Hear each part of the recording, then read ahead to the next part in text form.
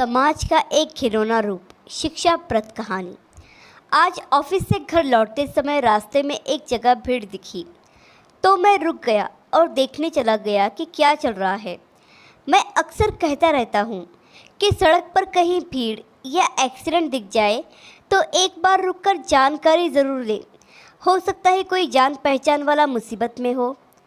थोड़ा आगे जाकर देखा तो एक बाइकर कार से छोटा सा एक्सीडेंट हो गया था, जिसमें कार को बस थोड़ी सी खरोंच ही आई थी।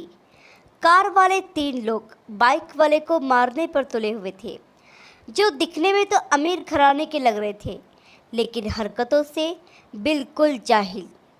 और उनका गुस्सा तो 7वें आसमान पर था। जिस बाइक वाले को वे मार रहे थे उसके साथ 2 छोटे बच्चे भी थे, जो रोते हुए कांपती आवाज़ में कह रहे थे, हमारे पापा को मत मारो, हमारे पापा को मत मारो।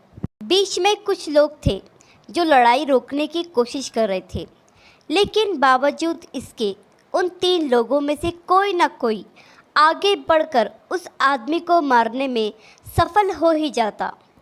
मुझे तो उन कार वालों का कुछ समझ में नहीं आ रहा था कि उन्हें ऐसा कौन सा गुस्सा था जो ख़त्म होने का नाम ही नहीं ले रहा था।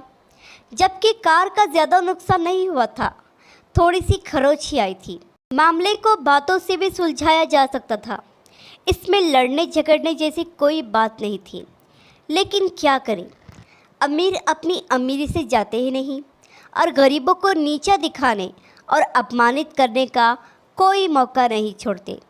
अमीर होते हुए भी वे लोग कितने जाहिल नज़र आ रहे थे, जिनको इतनी भी तमीज़ नहीं थी कि अगर बाप गलत हो तो भी उसके बच्चों के सामने उसे नहीं मारना चाहिए। रोते बच्चों का हाल मुझसे देखा नहीं जा रहा था। खैर, भीड़ में से कुछ लोग झगड़ा तोड़ने में सफल हो गए और कार वालों को समझा बुझाकर कुछ पैसे दिलवाकर मामले को ठंडा कर दिया।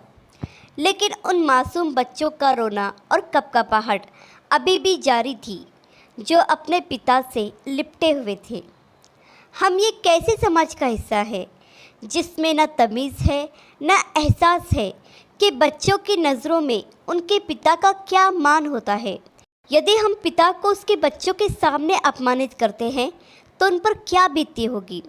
लेकिन इस समाज में कुछ लोग ऐसे भी हैं जिनकी अक्ल पर अहंकार के पर्दे पड़े हुए हैं और जो अपने से छोटे लोगों को अपमानित करने और सताने का कोई मौका नहीं छोड़ते, जो जानते ही नहीं कि समय एक जैसा नहीं रहता। आज रस्सी उनके हाथ में है तो कल किसी और के हाथ में भी हो सकती है। आज जो राजा है कल वो रंक भी हो सकता है। आशा करती हूँ ये कहानी आपको पसंद आई होगी। इस कहानी पर आपकी क्या राय है हमें कमेंट करके ज़रूर बताइए। कहानी पसंद आई हो तो लाइक और शेयर करना बिल्कुल भी ना भूलिए। चैनल पर नए हो तो चैनल को सब्सक्राइब ज़रूर कीजिए। कहानी सुनने के लिए आपका बहुत बहुत धन्यवाद।